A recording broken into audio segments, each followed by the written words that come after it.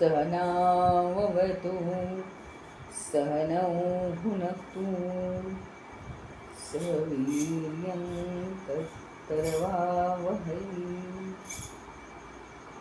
तेजस्विनावधीतमस्तु मा विद्विषावहै।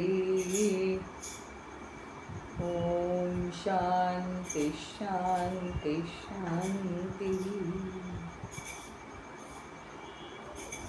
अखण्डमण्डलाकारं व्याप्तं येन चराचरं तत्पदं दर्शितं येन तस्मै श्रीगुरवे नमः। अज्ञानतिमिरान्धस्य ज्ञानाञ्जनशलाकया चक्षुरुन्मीलितं येन तस्मै श्रीगुरवे नमः। गुरुर्ब्रह्मा गुरुर्विष्णु गुरुर्देवो महेश्वरः।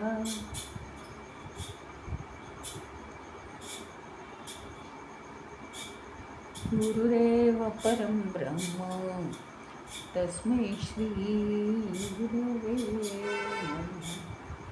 स्थावरं जङ्गमं व्याप्तं यत्किञ्चित् सचराचरं तत्पदं दर्शितं येन तस्मै श्रीगुरवे नमः। चिन्मयं व्यापि यत्सर्वं त्रैलोक्यं सचराचरं तत्पदं दर्शितं येन तस्मै श्रीगुरवे नमः। त्वमेव माता च पिता त्वमेव त्वमेव बन्धुश्च सखा त्वमेव त्वमेव विद्या द्रविणं त्वमेव त्वमेव सर्वं मम देव देव त्वमेव सर्वं मम देव देव।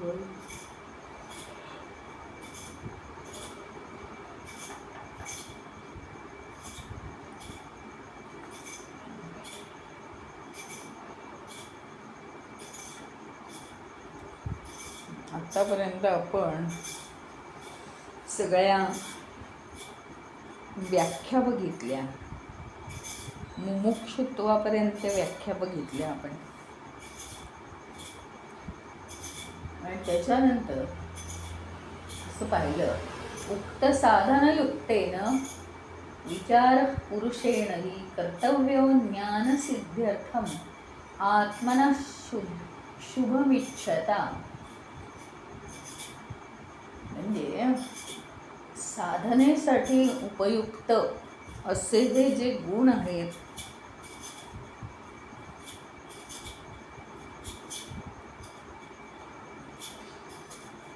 जे आवश्यक गुण आहेत त्या व्याख्यावर दिलेल्या आहेत, हे सगळे गुण आपल्या अंगी आले की मग आपण काय केलं पाहिजे? ज्ञान प्राप्त करण्यासाठी प्रयत्न केले पाहिजे।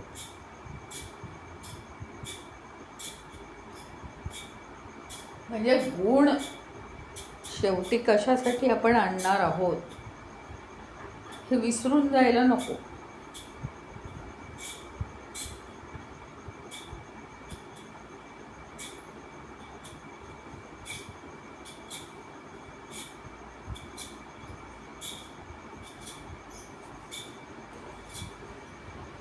आवाज येतोय ना?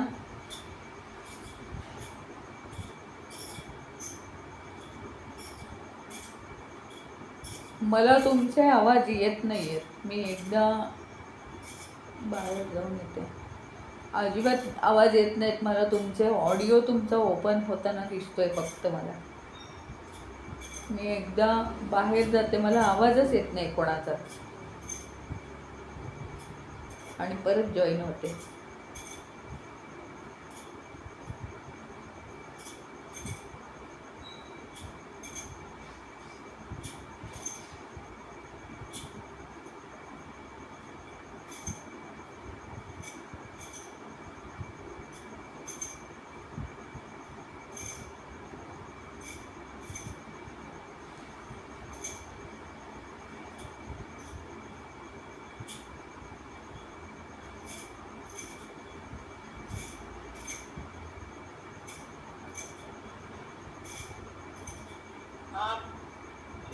आवाज झालं झालं आता झालं ना. ते होतच नव्हतं, मला वाटतं काय प्रॉब्लेम आहे माहिती. बरं पण आता झालं. परत एकदा ऑफ ठीक आहे. करून ऑन केला. आधी मला मम्मी ऑफ कर पूर्ण. आता येतोय मला आवाज. चालू करूया.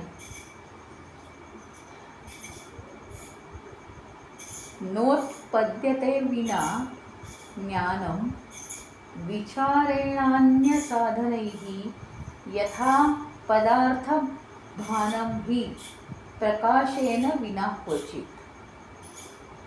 आता काय आहे, प्रत्येक गोष्ट म्हणजे कुठलीही गोष्ट असू दे, कोणतीही गोष्ट आपल्याला शिकायची झाली तर सगळीकडचं अर्धवट लक्ष आपल्याला काढावं लागतं आणि तिथे लक्ष घालावं लागतं आपल्याला, तरच आपल्याला जमतं.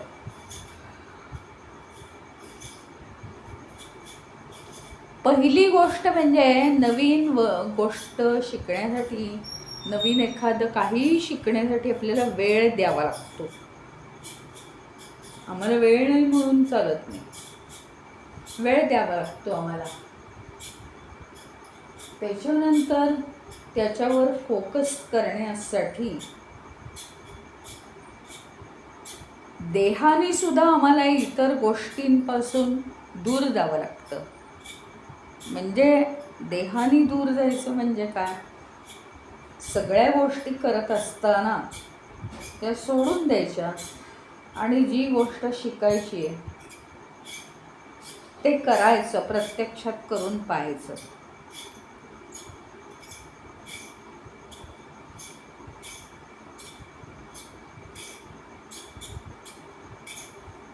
त्याचप्रमाणे मनाने सुद्धा तिथे हजर राहावं लागतं. म्हणजे मनात आपल्या काय असतात, विचार असतात. मनामध्ये आपले विचार असतात, इतर गोष्टींबद्दलचे विचार चालू असतात. पण इतर गोष्टींबद्दलचे विचार चालू असताना आपल्याला एखादी नवीन गोष्ट कशी शिकता येईल, मग तिथं कॉन्सन्ट्रेशन आपलं कमी पडतं. म्हणून काय करावं लागतं, जे शिकायचं आहे त्याचेच विचार फक्त मनात राहिले पाहिजे. एकदम खूप व्यवहार आहे याच्यात. आणि तिसरी गोष्ट मग बुद्धीची. बुद्धीनी तर आपल्याला माहिती आहे अत्यंत आवश्यक आहे. नुसता मनाचा विचार कमी पडतो. बुद्धी काय काय करते तर नवीन गोष्ट शिकण्यामध्ये हां हे असंच बरोबर आहे, असंच आपण केलं पाहिजे, हा जो निर्णय आहे हा बुद्धी देते. मन नुसतंच विचार करतं. त्याच्यानंतर मला ही गोष्ट शिकायचीच आहे, मी अजिबात सोडणार नाही, हा दृढ निश्चय सुद्धा बुद्धीच करते. आणि काय योग्य आहे काय अयोग्य आहे असा विवेक सुद्धा फक्त बुद्धीच करते. त्याच्यामुळे बुद्धी कुठल्याही नवीन गोष्टी शिकण्यासाठी आपल्याला वापरावी लागते. म्हणजे या जगामध्ये अगदी साधं एखादं इन्स्ट्रुमेंट जरी आपल्याला शिकायचं असेल, काहीही जरी शिकायचं असेल, तरी आपल्याला त्याच्यावर शरीर मनबुद्धीचा फोकस करावा लागतो. तो फोकस केल्याशिवाय ते जमत नाही. अगदी हीच गोष्ट इथे सांगितली आहे. किंवा आपल्याला कोणत्याही वस्तू दिसण्यासाठी दिवसा काही प्रकाशाची गरज नसते. दिवसा सूर्याचा प्रकाश सगळीकडे पसरलेलाच असतो. मग एखाद्या खोलीत अंधार असेल तर आपण काय करतो? एक तर लाईट लावू, नाही तर दारं खिडक्या उघडतो आपण आणि मग आपल्याला पाहिजे त्या वस्तू आपण शोधतो.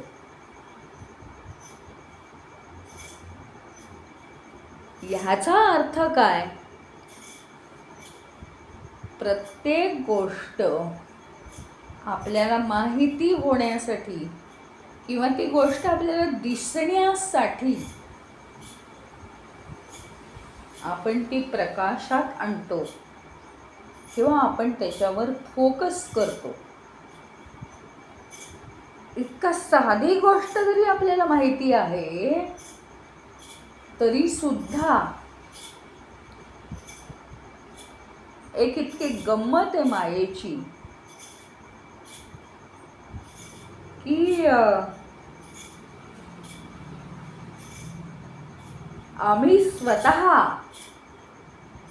ज्या स्वरूपाचे आहोत, आमचं जे स्वरूप आहे स्वतःचं मूळ स्वरूप,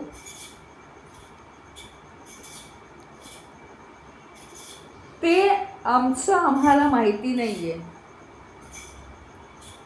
ही एक अतिशय वाईट गोष्ट आहे.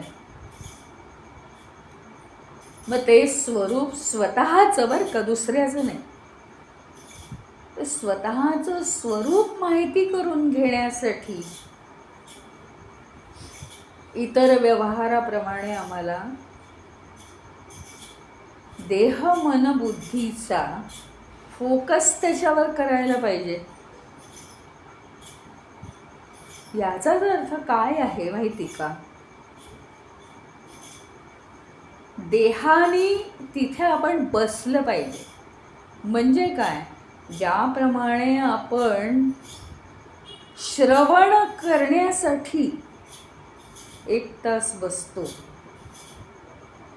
श्रवण करण्यासाठी की स्वतःचं स्वरूप काय आहे हे कसं जाणून घ्यावं, याच्यासाठी श्रवण करायला आम्ही 1 तास बसतो.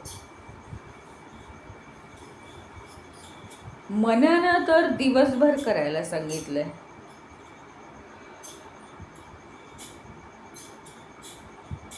मनन आणि निदिध्यासन हे तर दिवसभर करायला पाहिजे.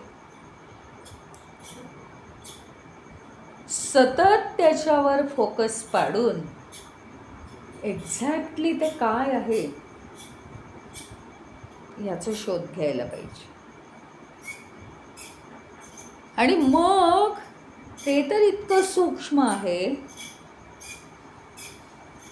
त्याची सूक्ष्मता बघण्यासाठी आमच्या दृष्टीला सूक्ष्मता आली पाहिजे. आणि ती सूक्ष्मता येण्यासाठी आम्हाला दिवसेंदिवस सगळ्या गोष्टींमधला फोकस हा कमी कमी करत गेलं पाहिजे. परत इथे अवेअर करते तुम्हाला, अलर्ट करते की इथे संसारातून संन्यास नाहीये, पण भूतकाळातून वर्तमान काळात मात्र नक्कीच आहे. त्याच्यावर फोकस पाडण्यासाठी सगळा भूतकाळ सतत विसरायला पाहिजे आपण. ह्याची आपल्याला प्रॅक्टिस करायला लागेल. आणि आपली गंमत अशी होते, इतकं साधा व्यवहार आपल्याला माहिती आहे की जे समजावून घ्यायचं त्याच्यावर देह मन बुद्धीने फोकस केलं पाहिजे की नाही हे सगळं आम्हाला माहिती आहे. मग आम्ही देह मन बुद्धीने फोकस करायला ध्यानाला बसलं पाहिजे का नाही? तर ते आमच्या ज्याने झालं पाहिजे. त्याचं कारण श्रद्धा म्हणजे काय, समाधान म्हणजे काय, मुमुक्षुत्व म्हणजे काय, हे सगळे गुण अंगी आणल्यानंतर मुख्य काम काय आहे ते करायचं राहिलेलं आहे ना. ज्यावेळी मला सतत वाटेल की या बंधनातून मी कसं सुटू शकीन, खरोखरीच हे बंधन वाटेल, त्यावेळीच मी त्याचा शोध घेऊ शकेन का नाही.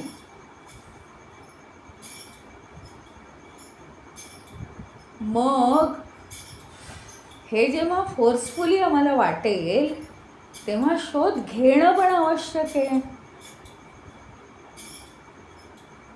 आणि म्हणून आपल्याला कंपल्सरी साधना, खरं म्हणजे साधना ही 1 तास केली पाहिजे, पण आपण आपल्या अनेक जन्मांच्या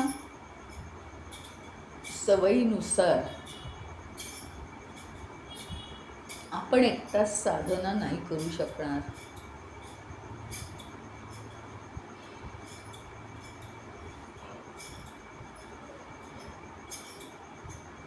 एक 1/4 तास साधना केली तरी हळूहळू ती वाढेल, पण ती जर चांगली झाली तर ती ऑटोमॅटिक वाढेल.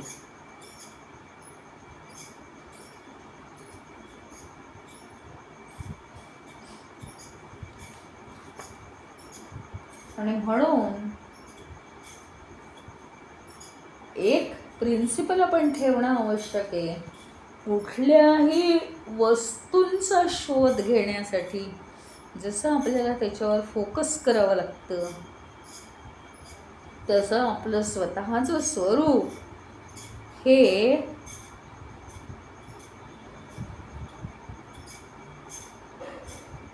खरं म्हणजे स्वतःचं स्वरूप आहे. आपल्याला स्वतःविषयी काहीही विचारलं तर माहिती असतं. कोण, कुठले, नाव काय, आई वडिलांचं नाव काय, शिक्षण काय तुमचं, तुमचं गाव काय, सगळं माहिती असतं. पण आमचं स्वरूप काय आहे हे आम्हाला माहिती नाही. त्याचं कारण जन्मानुजन्म आम्ही त्या स्वरूपापासून दूर राहिलो आहे. पण त्याला एकच नियम आहे, माहिती करून घ्यायचं असेल तर त्याच्यावर प्रकाश टाकणं हे आपल्या स्वतःचं काम आहे.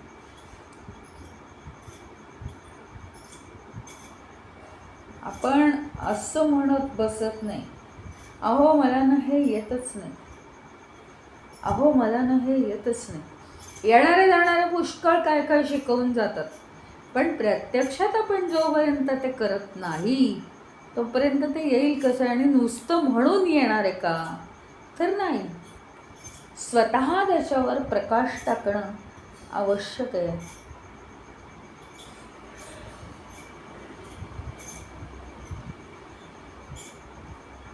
पण हा प्रकाश हा वेगळा आहे. बाहेरच्या वस्तू दिसण्यासाठी आपण त्याच्यावर लाईटचा किंवा सूर्याचा प्रकाश पाडतो. इथं जाणीवेचा प्रकाश आपल्याला पाडायला पाहिजे. पुढच्या श्लोकात म्हणताय, कोहम कथमिदं जातं को वा कर्तास्य विद्यते उपादानं किमस्तीहं विचारः सोऽयमीदृशः. कोहम, कहा अहम, मी कोण आहे. कथमिदं जातं, कथम इदं जातं, हे कसं काय निर्माण झालं हे सगळं जग.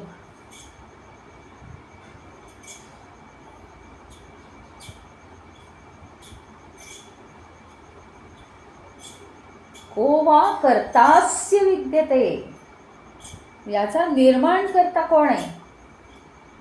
उपादानम किमः अस्ति, उपादानम किम अस्ति. मग याचं उपादान कारण काय आहे?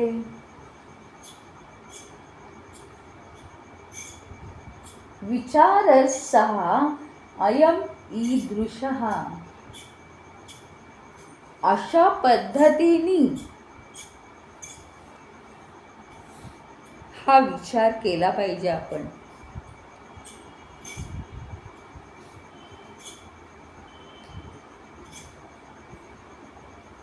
म्हणजे आपण आत्तापर्यंत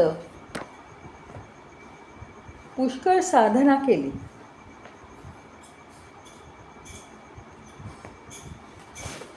पुष्कळ वेळेला साधनेला बसलो किंवा जप केला, काय काय केलं, पुष्कळ झालं. परंतु आचार्यांच्या मते खरी साधना काय आहे? मला खरं म्हणजे माझं सगळं माहिती आहे. माझं बालपण कुठे गेलं, माझ्या आजी आजोबांचं गाव काय, मला वाटेल ते विचारा तुम्ही, मला सगळं माहिती. पण हे कशाबद्दल माहिती आहे माहिती का?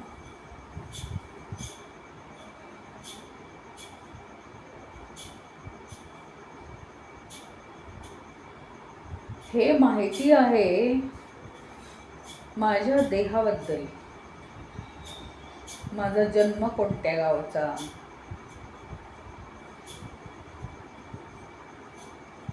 पण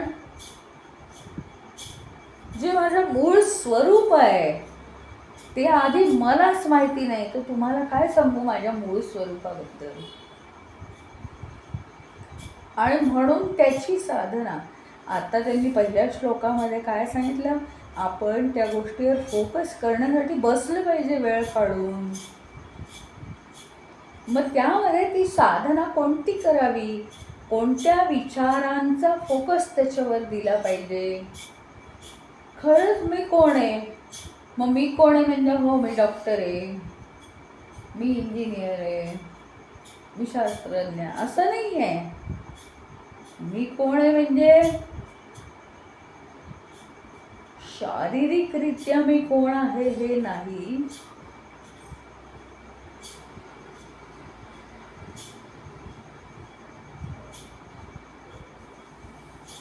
तर खरोखरीच हा विचार करावा की ज्यावेळी मला वाटतं सगळे व्यवहार करत असताना की मी केलं मी केलं मी केलं असं वाटतं मला, पण खरोखर हा देह म्हणजे मी आहे का? आणि अशा रीतीने जर आपण त्या गोष्टीचं मनन करायला लागलो तर खरोखरी एक तास संपून जाईल. पण आपण त्या पद्धतीने आणि त्या डेप्थनी, त्या सखोलपणाने आपण ते ध्यान केलं पाहिजे. स्वतःला प्रश्न विचारत असताना त्याच्यामध्ये मग्न झालं पाहिजे. ते प्रश्न विचारत असताना काही उत्तर येणार नाही आहेत त्याची.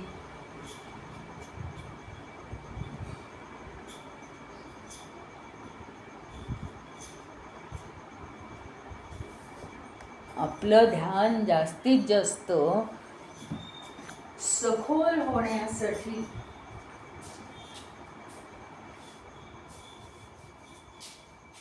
आणि ध्यानाच्या अवस्थेत आपण टिकून राहण्यासाठी आपण स्वतःला हे प्रश्न विचारणं आवश्यक आहे. खरोखरी मी कोण आहे?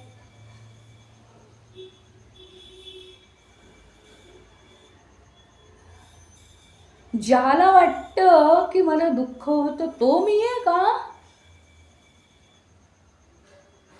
ज्याला वाटतं मला पुरस्कार मिळाला तो मी आहे का? ज्याला वाटतं की मला लोक नावं ठेवतात तो मी आहे का? ज्याला वाटतं मला खूप अपयश येतं तो मी आहे का? ज्याला वाटतं माझ्यासारखा यशस्वी कोणी नाही तो मी आहे का? नाही, यातला मी कोणीच नाही आहे.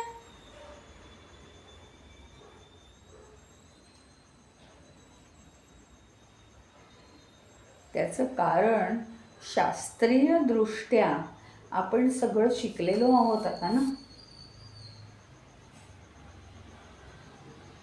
शास्त्रीय दृष्ट्या सगळं शिकलेलो आहोत की देह तर जड आहे.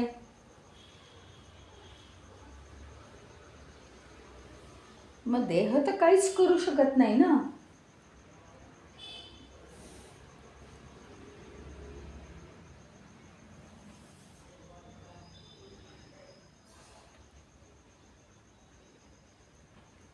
मग पुढचा एक प्रश्न आहे की हे जे सगळं विश्व आहे माझ्या आजूबाजूला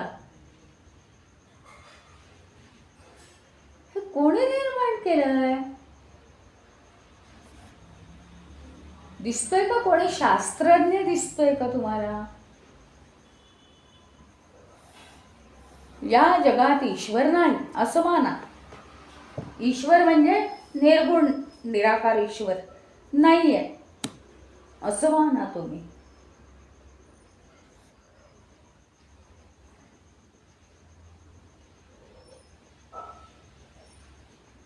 मग जर निर्माण करणारा तो ईश्वर आहे असं आम्हाला वाटत होतं पण तो नाहीये, मग कोणी केलंय? चुकून मागून आपल्याला न्यूज मिळाली आहे का? आजकाल खूप न्यूज येतात ना, हे सिक्रेट ओपन झालं असं न्यूज येतात. अशी न्यूज आली आहे का की कोणत्या शास्त्रज्ञांनी हे जग निर्माण केलंय? ते नाही. इतकं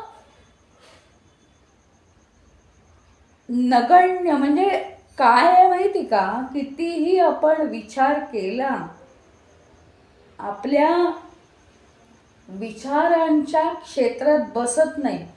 इतकं मोठं जग म्हणजे आम्हाला माहिती पण नाही आहे या जगामध्ये अजून काय काय चालतं, कुठे कुठे काय काय आहे आम्हाला माहित नाही. आमच्या आवाक्या बाहेरचं आहे सगळं. बुद्धीच्या सुद्धा आवाक्या बाहेरचं आहे. मग हे असं विश्व निर्माण करणारा कोण आहे?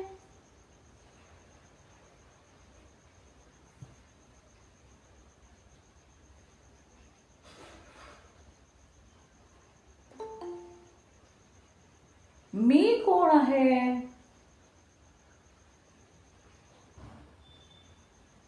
हे विश्व निर्माण करणारा कोण आहे?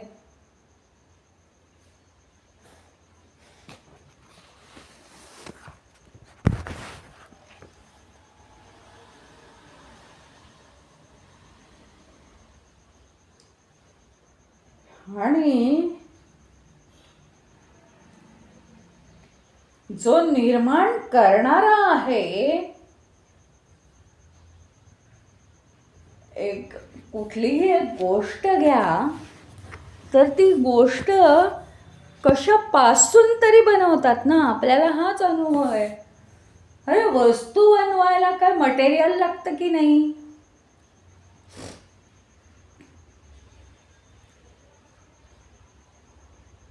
आता बघा हे प्राणी जे आहेत त्यांचं मटेरियल वेगळंच आहे. मानवाचं मटेरियल वेगळं आहे. प्राण्यांचं जे स्किन आहे केसाळ वगैरे तसं मुंगीचं वगैरे दिसत नाही. तिचं वेगळंच आहे अजून. मग हे सगळं इतकं वेगवेगळं आणि शिवाय एवढी झाडं काय निसर्ग काय, पृथ्वी काय, आकाशाचं मटेरियल काय नाहीच आहे, मटेरियलच नाही आहे, तरी आकाश दिसतंय. इतकं आश्चर्य आहे, इतकं आश्चर्य आहे. नद्या, पर्वत, इकडे नदी म्हणावं तर पाणी आहे, पर्वत म्हणावं तर दगड आहेत. म्हणजे काय आहे, समजा निर्मात्याच्या दृष्टीने आपण विचार केला, कसं काय हे विश्व कोणी निर्माण केलंय आणि कशाच्या साह्याने?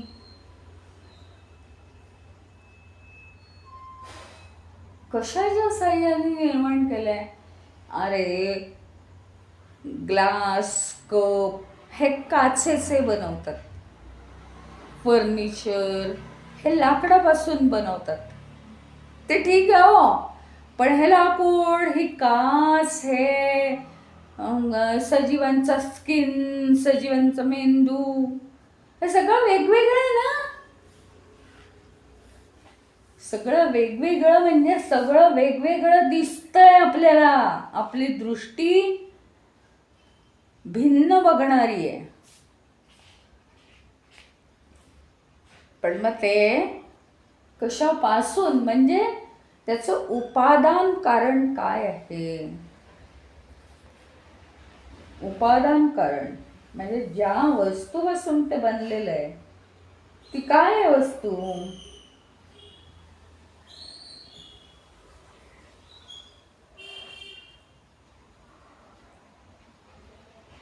हा प्रश्न आपल्याला पडलाच पाहिजे की मी कोण आहे आणि मी कशासाठी इथे आलोय. हा पहिला प्रश्न. आणि माझ्या अवतीभोवती हे विश्व आहे, ही जी साधनं आहेत, मला जगण्यासाठी काही साधनं आहेत, मूलभूत साधनं, अन्न वस्त्र निवारा, मग बाकीची तर आहेत. मग ही कोणी निर्माण केली आणि कशापासून निर्माण झालंय हे सगळं?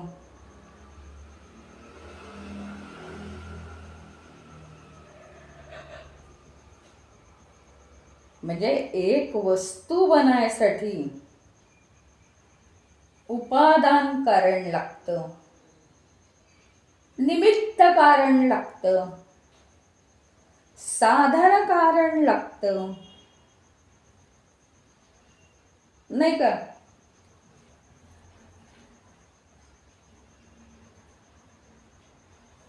घट एक बनवायचं असेल तर उपादान कारण काय? माती. साधन कारण काय? ज्या चाकावरती कुंभार ते बनवतो, माठ. निमित्त कारण कुंभार आहे. मग ही 3 कारणं आवश्यक आहेत ना प्रत्येक बनवायला. मग या विश्वाचं उपादान कारण काय, निमित्त कारण काय, साधन कारण काय, कशाच्या साह्याने हे विश्व बनवलेलं आहे? काहीच उत्तर नाही आपल्याकडे.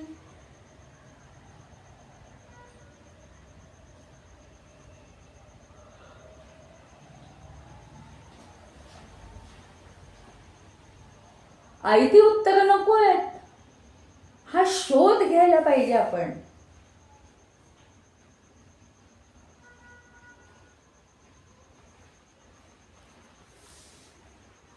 ज्यावेळी आपल्याला सवय काय झाली आहे माहिती आहे का, आपण एखादा प्रश्न विचारतो ना,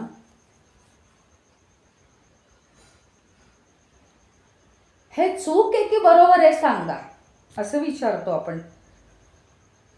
मनाला हवं असतं काय असतं, जे लोक हजर आहेत ना, जे लोक हजर आहेत त्यातले निम्म्या लोकांचं उत्तर हो असतं, निम्म्या लोकांचं उत्तर नाही असतं. मग विचारतात हो की नाही ते सांगा, चूक आहे की बरोबर आहे ते सांगा.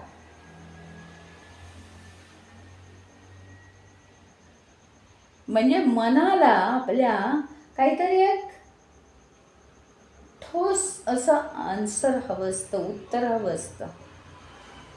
आम्हाला एकदा सांगून टाका नेमकं काय आहे ते सांगा आम्हाला, म्हणजे कळलं पाहिजे. अरे कळल्यावर त्याचं काहीच करत नाही आपण. कळलं म्हणजे ते झालं, आपल्या माळ्यावरची वस्तू झाली, टाकून दिलं बुद्धीमध्ये एकदाचं. बाकी काही नाही, त्याचा काही उपयोग नाही. कळलं मला अमकं अमकं ज्ञान झालं झालं. पण मी कोण, हे विश्व निर्माण करणारा कोण, या विश्वाचं उपादान कारण काय, कशापासून हे विश्व बनलं, या एकाही गोष्टीचं उत्तर मिळणार नाही. ते जर मिळत असेल तर साधना खोटी आहे. त्याचं कारण शोध लावण्याच्या दृष्टीने आपण करतोय, उत्तर मिळवण्याच्या दृष्टीने नाही करत आहे साधना. आणि ह्याचं उत्तर शब्दात कुठेच नाहीये ना, तर ते मिळेलच कसं. पण उत्तर मिळण्यासाठी ते प्रश्न निर्माण जे होतात मनामध्ये, आणि उत्तर मिळण्याच्या दिशेने आपण जायला लागतो, आणि उत्तर नसतं आपल्याकडे, त्यावेळी आपलं मन जे सुन्न होतं, त्या अवस्थेची आपल्याला आपलं स्वरूप जाणण्याच्या दृष्टीने मदत होते. अनेक विषयांमध्ये गुंतलेलं हे जे मन आहे, ते त्या विषयांमधून बाहेर पडतं, आणि ते विषय रहित होतं मन. तेव्हा कुठे त्याला सुन्नता होते, येते.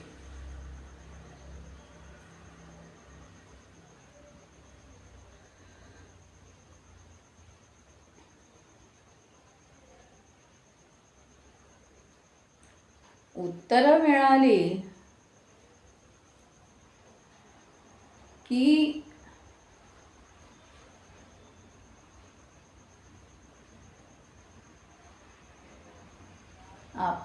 आपल्याला स्मार्टनेस येतो,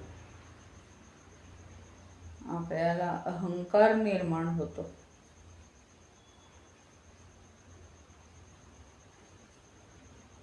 उत्तर मिळवण्याच्या दिशेने जायचंय,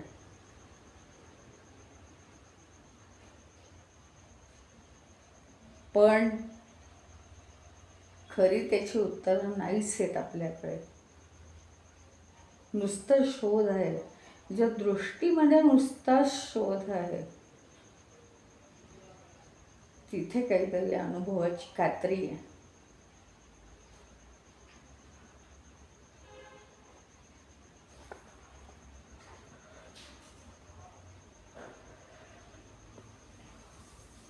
आणि खरोखर या गोष्टीचा विचार करायला पाहिजे की काचेपासून ठराविक वस्तू बनतात, लोखंड ॲल्युमिनियम पासून ठराविक वस्तू बनतात, लाकडापासून ठराविक वस्तू बनतात, मातीपासून ठराविक वस्तू बनतात. एवढ्या सगळ्या प्रकारचं मटेरियल, पहिली गोष्ट निर्माण करणारा कोण, आणि तो हे कशापासून अवेलेबल करतोय या जगामध्ये, आलं कुठून ते. हो, सोनं मिळतं खाणीमध्ये, खाण कुठून आली, खाण खणायची असते, हा मेंदू कुठून आला माणसाला, माणसाच्या मेंदूत असं काय घातलंय की तो शोध लावतो. ह्याची उत्तर कुठेच नाहीयेत.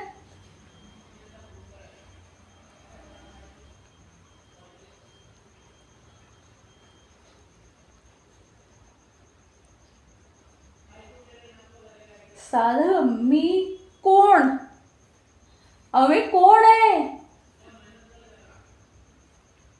जे देह म्हणजे मी नाहीये.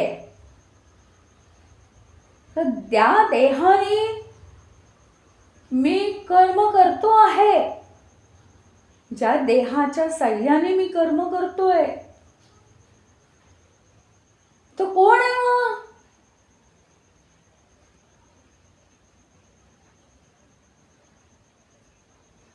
कोण आहे?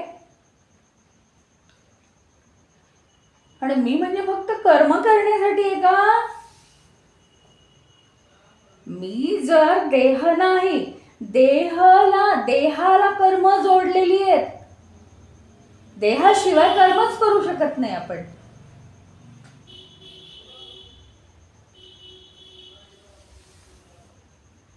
मग फक्त कर्मासाठी मी आहे का? तर नाही. मग कशासाठी मी आहे इथे? आपण ऑफिसमध्ये गेलो तर फिक्स असतं ना, आपण कोणती कामं करायची हे फिक्स असतं ना, का नाही? कोणत्या डिपार्टमेंटला जायचं, काय करायचं, कोणत्या फाईल शोधायच्या, फाईल कशा मेंटेन करायच्या, काय करायचं, सगळं फिक्स असतं. नोकरी लागायच्या आधी आपल्याला काय काय करायचं.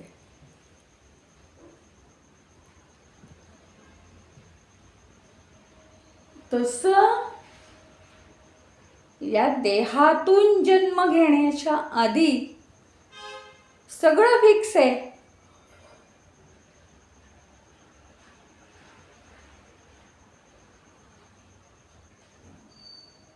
ॲक्च्युअल काय आहे, प्रत्येक देहाद्वारे जो आपण जन्म घेतोय त्याचा उद्देश काय आहे हे ॲक्च्युअल आचार्यांना सांगायचं आहे. कशासाठी मी इथे आहे? जे माझं खरं स्वरूप मी विसरलोय, ते माझं खरं स्वरूप जाणण्यासाठीच तर मी इथे आहे. नाही तर कशाला पाहिजे मी इथे? आलोच नसतो ना पृथ्वीवर. मग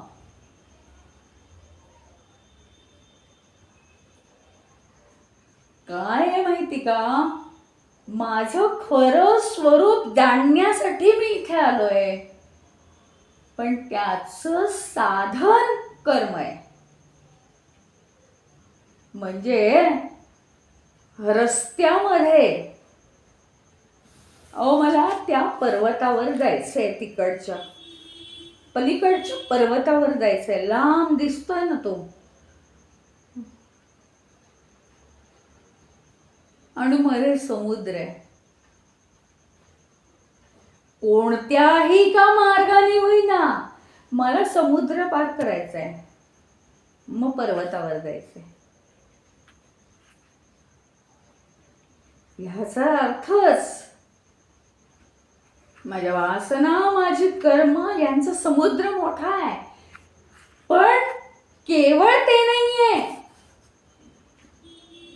लक्ष काय आहे? नुसतं समुद्र पार करायचंय, त्याच्यातच रंगून जायचंय आणि पर्वताच्या पायथ्याशीच जाऊन बसायचंय? नाही.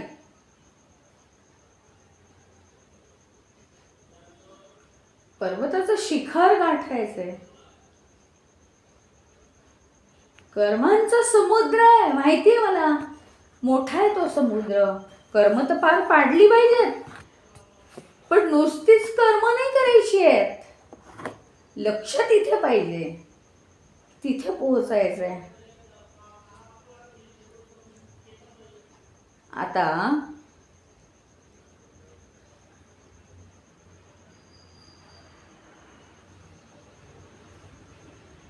त्या ऋष्यमुख पर्वतावरून हे त्या समुद्र तटावर आले सगळे,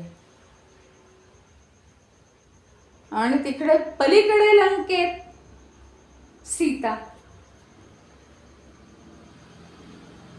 तिला मिळवायचंय जाऊन. आणि हे इकडे दक्षिणेकडच्या तीरावर सीता आहे, मग मध्ये काय की हे सगळे घाबरले, आता एवढा समुद्र कसा पार करायचा. मग हनुमान म्हणाला, मी एकटा पार करू शकतो, मग सगळे कशाला पाहिजेत. मग तो समुद्रावर पूल बांधला. याच्यात काय रमून जायचं होतं का? नाही. मुख्य ध्येय काय आहे? मुख्य ध्येय सीतेला कसं प्राप्त करायचं.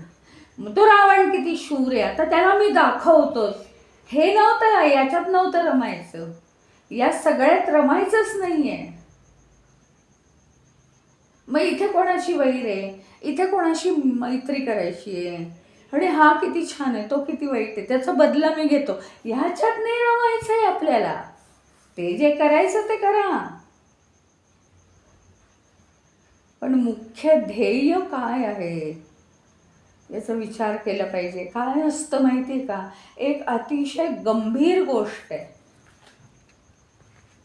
अतिशय गंभीर गोष्ट आहे की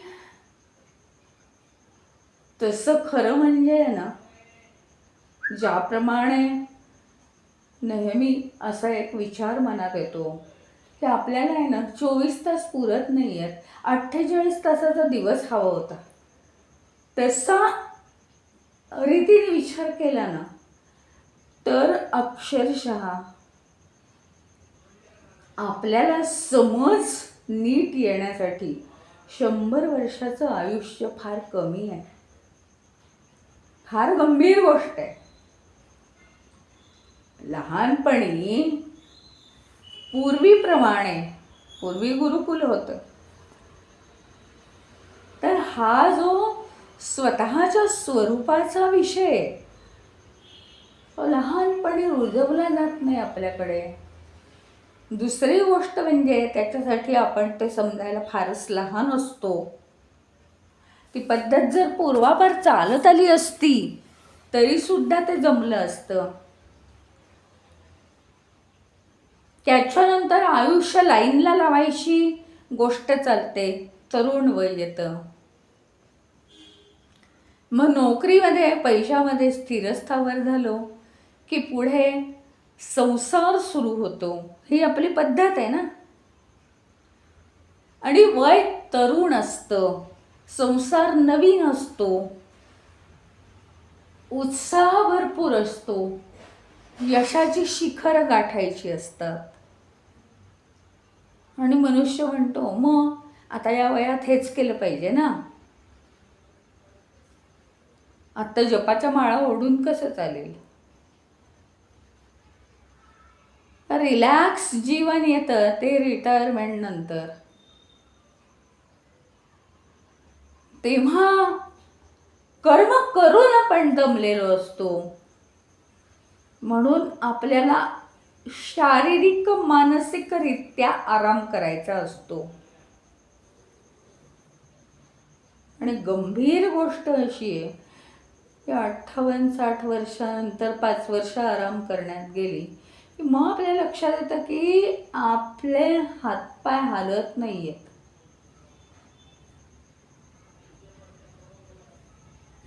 मग आता जे रुजलं आहे मनामध्ये, जे रुजलंय बुद्धीच्या विचारांमध्ये, तेच आपण करतो, नवीन करायला जात नाही. त्याच्यामुळे आपलं आत्मस्वरूप जाणणं हा विषय पूर्णपणे मागे पडलेला आहे.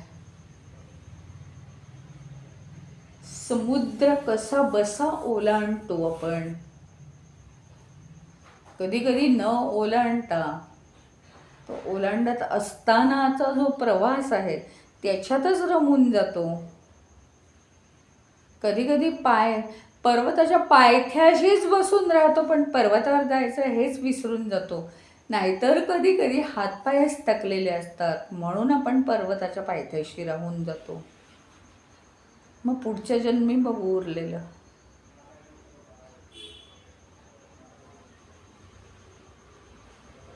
अतिशय महत्त्वाचा विचार आपल्याला आला पाहिजे प्रत्येक वेळी. आज माझं वय काय, हातपाय अजून किती वर्ष चालणार आहेत आणि आता मी कशाला बांधून घेतलं पाहिजे. संपूर्ण आयुष्यामध्ये निम्म्याच्या वर जर आयुष्य आपलं गेलेलं असेल तर थोडेच दिवस राहिलेत. त्याच्यामुळे निदान उरलेले दिवस तरी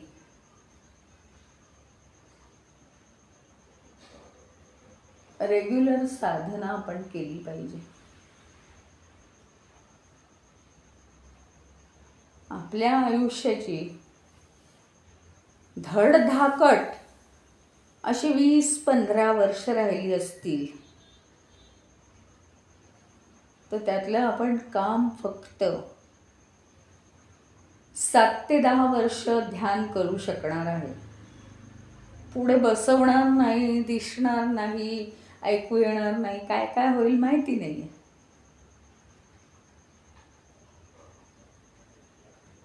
हा गंभीर विचार आपण आज केलाच पाहिजे. कारण हे जग मोहमायेचं जग आहे.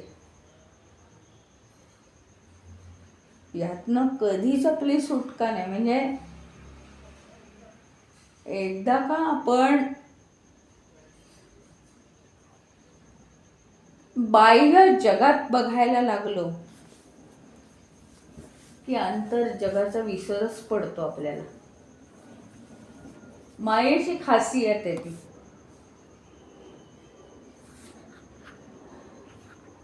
माया चालू ठेवणं हे ईश्वराचं काम आहे, पण आपलं कल्याण करून घेणं, अंतर जगात प्रवेश करत राहणं हे आपलं काम आहे. आतापर्यंत आपण पुष्कळ विषयांचं ज्ञान घेतलेलं आहे, पण ते आता आपण उपयोग त्याचा करायला प्रत्यक्षात सुरुवात केली पाहिजे, वापर करायला सुरुवात केली पाहिजे. काय असतं, 12वीची मुलं असतात ना, 10वी-12वी, आता काय जून महिना आहे, परीक्षेला अजून 1 वर्ष आहे, परीक्षेला अजून 6 महिने आहेत आणि मग ते सिरियस होतात. बापरे, आता परीक्षा आली, अरे 2 महिन्यावर आली, 1 महिन्यावर आली, 15 दिवसावर आली परीक्षा, आता तर केलंच पाहिजे. आपल्याला एक काहीतरी आपण सीमारेषा ठरवून घेतली पाहिजे. माझी प्रकृती कशी आहे आणि अंदाजे माझं आयुष्य किती असू शकतं, आज हातपाय चालतायत त्याच्यावरून, त्यातली एक शेवटची 5 वर्ष सोडून द्या, मग आता माझ्याकडे इतकीच वर्ष आहेत. हा एक सखोल विचार केला पाहिजे स्वतःच्या मनाशी आणि थोडंसं मायेत फिरणं थांबवलं पाहिजे. जेवढं आवश्यक आहे तेवढं सगळं करायचं आहे, कारण कर्मांचा समुद्र तर पार करायचाच आहे, पण त्याच्यात रमता कामा नाही आहे आता. म्हणजे आत्मस्वरूप प्राप्त करण्याचं गांभीर्य आपल्या लक्षात येईल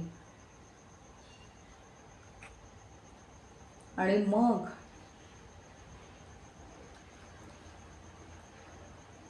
कितपत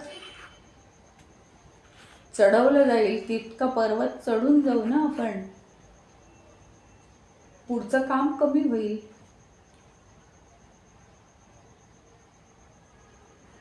काय असतं, ऑफिसचं काम कंटिन्युअसली चालू असतं. खूप काम आलं समजा, 1000 फाईल चेक करायच्या आहेत, मग ते काय माहिती आहे ना मला आज नाही होणार. ते काय असं कोणी म्हणत नाही आहे की तुला जेलमध्ये घालू जर नाही झाल्या 1000 फाईल तर. अहो त्यातल्या आज संपूर्ण दिवसभरात 200-250 फाईल होणार आहेत चेक करून. फार मोठं काम आहे ते. ऑफिसची वेळ संपली की घरी जा. पण 1000तल्या 250 फाईल कमी नाही का झाल्या? तेवढंच काम कमी नाही का झालं? तसं आमचं आत्मस्वरूप जाणण्याचा जो रस्ता, जो मार्ग आम्हाला कापायचा आहे, जो मार्ग चालत चालत पुढे जायचं आहे, ते जेवढा आज रस्ता चालला जाईल तेवढं काम कमी नाही का होणार पुढे? एवढ्या सगळ्या मायेच्या जंजाळातून आज आपण इथे येतो आहोत. जे काही आहोत 10-12 जण, तो सगळं मायेचा पसारा बाजूला करून इथे ऐकायला येतो आपण. म्हणजे काहीतरी नक्कीच नशिबात आहे ना. मग हा मायेचा पसारा कमी करणं ही बुद्धी जर पुढच्या जन्मात नाही झाली तर काय करायचं? म्हणून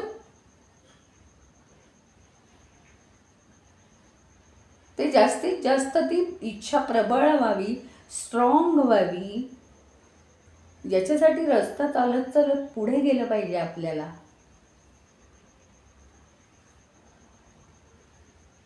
आणि पुढचं काम कमी केलं पाहिजे. जितकं ते स्ट्रॉंग होत जाईल तितकं पुढे आपल्याला उपयोग होणार आहे त्याचा. 21 वर्षात माऊलींनी समाधी घेतलेली दिसते, पण त्यांनी आधीच्या जन्मात काम केलेलं आहे पूर्णपणे. त्यामुळे त्यांना ते सोपं गेलं. म्हणजे पुढच्या जन्मात माऊलींना हे माहिती नव्हतं की पुढच्या जन्मात किती कष्ट आहेत त्या बाई ह्या जगामध्ये. एवढ्या मायेमध्ये सुद्धा ते तरुण का गेले? आधीच्या जन्मात त्यांनी खूप काम करून ठेवलेलं होतं. म्हणून 16व्या वर्षी त्यांनी ज्ञानेश्वरी लिहिली. त्यांना अनुभव व्हायला सुरुवात झाली होती थोडे छोटे मोठे. म्हणजे बघा ना तुम्ही, 16वं वर्ष आमच्याकडे काय मानलं जातं तुम्हाला माहिती आहे सगळ्यांना. त्या वयात त्यांनी ज्ञानेश्वरी लिहिली.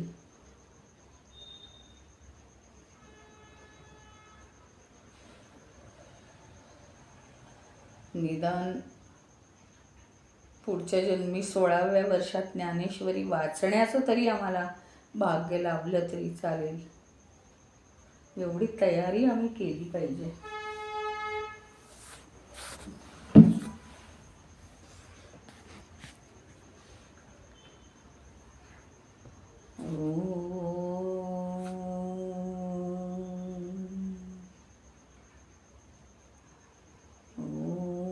पूर्णमद पूर्णमिदं पूर्णात् पूर्णमुदच्यते पूर्णस्य पूर्णमादाय पूर्णमेवावशिष्यते. ओम शांती शांती शांती. हरि ओम. श्री गुरुभ्यो नमः. हरि